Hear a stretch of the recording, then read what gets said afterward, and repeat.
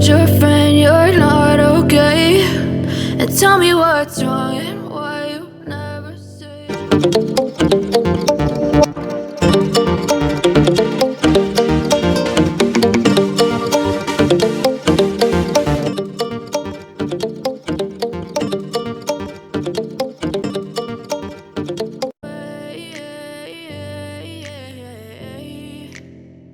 As you fade away, I know you told your friend you're not okay. And tell me what's wrong and why you never said you felt that way.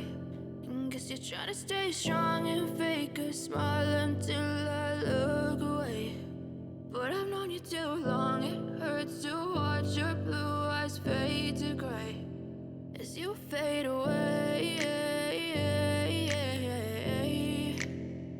as you fade away. I know you told your friend you're not okay. And tell me what's wrong and why you never said you felt that way. And guess you're trying to stay strong and fake a smile until I look away. But I've known you too long, it hurts to watch your blue eyes fade to gray as you fade away,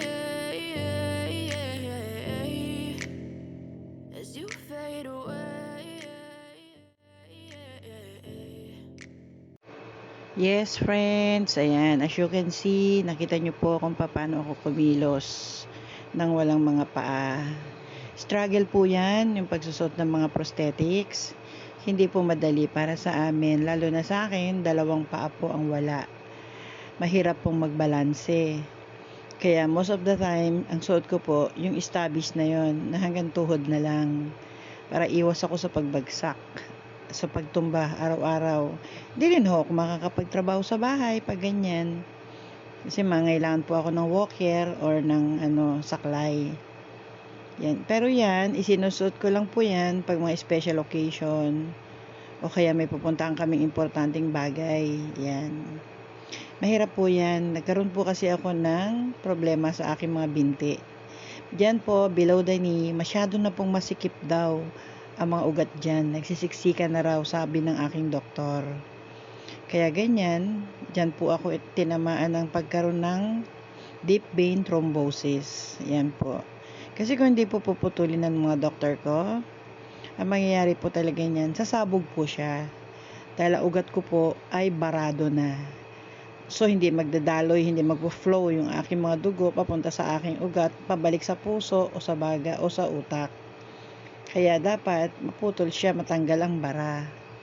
Dami ko na po nagastos dyan. 2 kotse nga po naubos namin eh.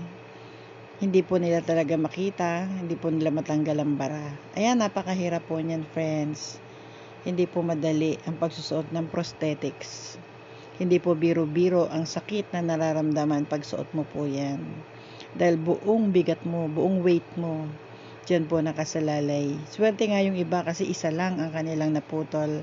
Samantalang sa akin, 2 paa po yan. Bilateral po yan. Napakasakit po niyan, friends. Ayan, pero kailangan natin gumalaw eh. Kailangan masanay yung aking mga paa, yung aking stump. Kailan masanay siya na meron siyang artificial legs.